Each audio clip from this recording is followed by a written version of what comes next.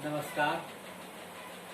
आज एक बार फिर आप लोगों को अपनी चैनल पे स्वागत करते हैं और आज से एक नए टॉपिक की शुरुआत करते हैं जिसका नाम है मुगल साम्राज्य। मुगल साम्राज्य,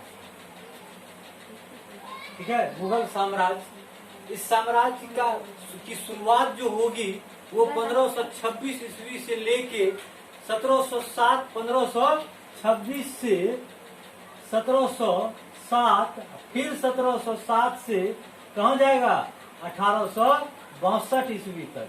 अर्थात इसका जो 1526 से 1707, 1707 से 1862, 1707 ईस्वी के बाद जो है उत्तरवर्ती मुगल काल के नाम से जाना जाता है, जिसे हम लोग पहले ही देख चुके थे, ठीक है। अब जो देखेंगे हम लोग 1526 से 1707 ईस्वी के काल को देखेंगे कि जो इसके बीच में मुगल साम्राज्य के अधीन कौन कौन से बादशाह आते हैं और किस तरीके से भारत में मुगल साम्राज्य की स्थापना होती है, ठीक है।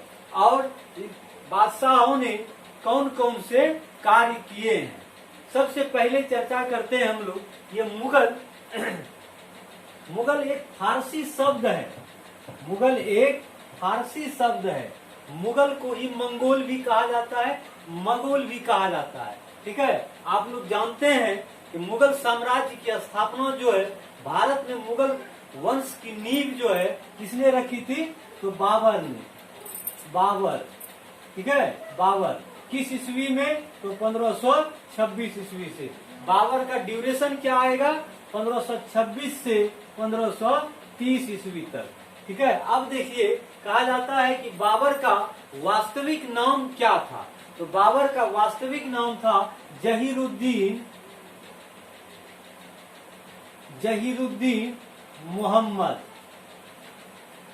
जहीरुद्दीन मोहम्मद, ठीक है। और इस जहीरुद्दीन मोहम्मद के साथ जो है शब्द जुड़ेगा, क्या जुड़ेगा, बाबर, ठीक है। जहीरुद्दीन मोहम्मद बाबर के नाम से जो है मुगल वंश का पहला बादशाह बनता है ये।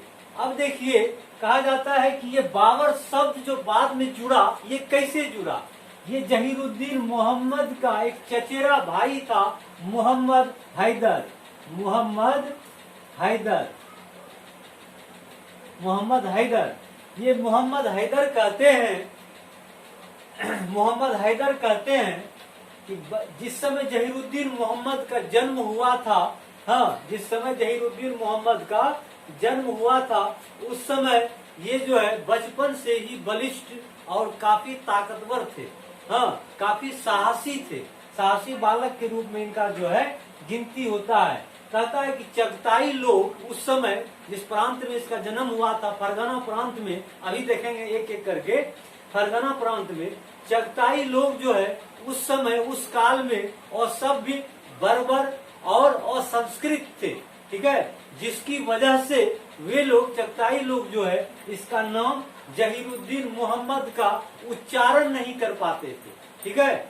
जिसकी वजह से वे लोग जो है बाबर की साहसी और बहादुरी को देखकर उसे जो है बाबर कहना शुरू कर दिया और फिर जो है ये बाबर नाम से ही जो है जाना जाने लगा। किंतु जब भारत में जब बादशाह बनता है, जब नींव डाला जाता है, तो इसका नाम होता है जहीरुद्दीन मोहम्मद बाबर, ठीक है। अब सबसे पहले देखते हैं कि जहीरुद्दीन मोहम्मद बाबर का जन्म कब हुआ था, पूछा जाता है। देखिए ये टॉपिक, ये मुगल साम्राज्य टॉपिक जो है बीपीएससी, जेपीएससी, चाहे किसी भी स्टेट पीसीएस में आप जाएंगे, इवन एसआई, दरोगा, जो भी एग्जाम है उसके लिए वीवीआई टॉपिक माना जाता है। ये क्या माना जाता है, वीवीआई टॉपिक, ठीक है। Very very important.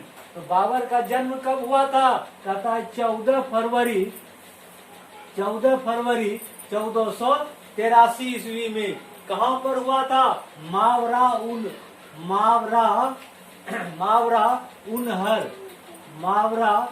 उनहर ट्रांस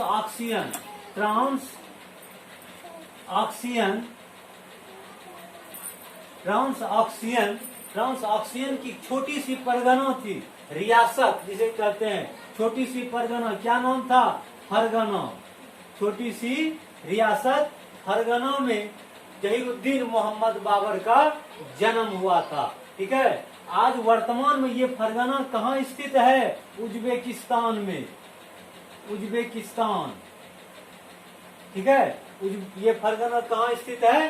तो उज्बेकिस्तान में स्थित है। अब देखिए, जन्म के बाद जो है,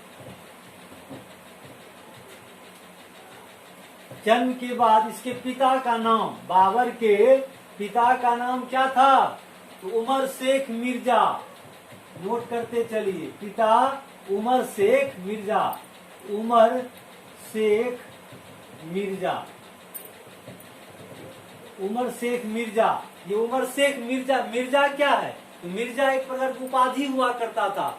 बाबर भी जब अपने पिता के सिंहासन को प्राप्त करता है, जागीर का मालिक बनता है, तो ये भी जो है मिर्जा की ही उपाधि धारण करता है। किंतु बाद में जाके ये पद पादशाही अर्थात बादशाह का जो है पदवी धारण करने लगता है। ठीक है, पिता का नाम उमर शेख मिर्जा। फरगना, जो उमर शेख मिर्जा कहाँ का था मालिक? तो फरगना के जागीर का, एक छोटे से फरगना का जागीर का मालिक था। माता का नाम क्या था? माता का नाम क्या था? कुतलुग निगार, कुतलुग निगार। पॉइंट भी नोटेड, कुतलुग निगार। ठीक है, दादी का नाम, दादी का नाम एहावन दौलत, एहावन दौलत।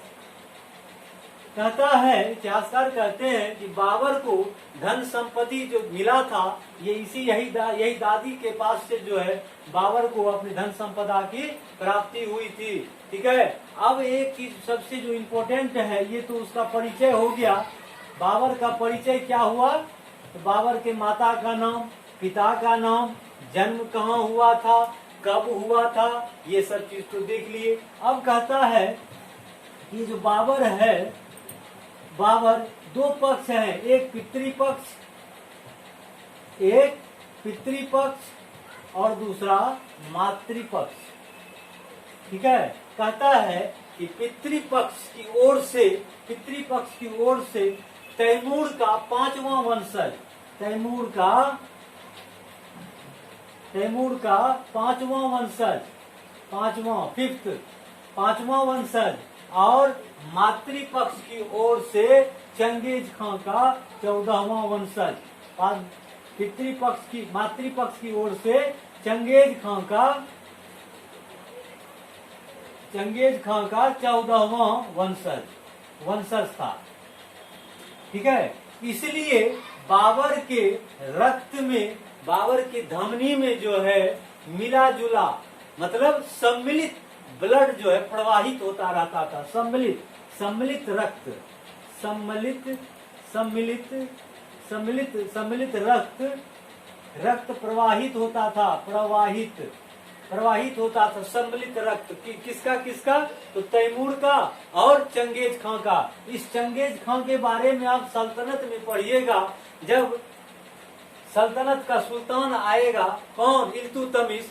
कहा जाता है कि भारत में चंगेज खां का आक्रमण किस सुल्तान के शासन काल में हुआ था? तो वो इल्तुतमिश के शासन काल में। पिछली बार कई सारे एग्जाम में ये क्वेश्चन पूछा जा चुका था। अब देखिए, चंगेज खां का जो आक्रमण हुआ था सल्तनत युग में, इल्तुतमिश के शासन काल में, ये भारत में प्रवेश नहीं कर पाए थे। सिंधु नदी के किनारे से ही जो है वापस लौट के आ गए थे। ये तो इसका जो है बाबर के बारे में कहा जाती है चगताई कुल के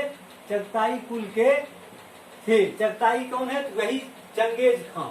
ठीक है, अब इसमें जो है मंगोल अर्थात मंगोलियाई जो है आज वर्तमान में जो है चीन और रूस के बीच में जो देश स्थित है, मंगोल, यही मंगोल। और फिर ये जो आप देख रहे हैं तैमूर, ये दोनों। अब इसके बाद जो है इसकी चर्चा आगे फिर करेंगे कल।